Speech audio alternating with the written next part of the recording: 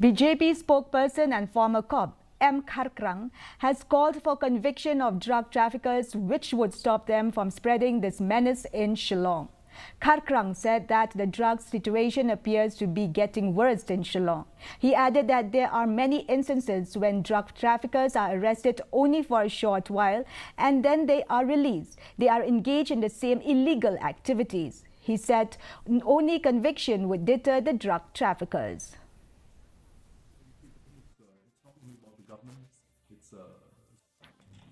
I see. When it comes to drugs, I think so.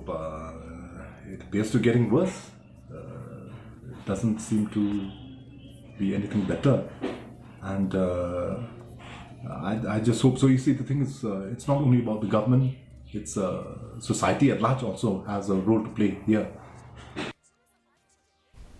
Deputy Chief Minister in charge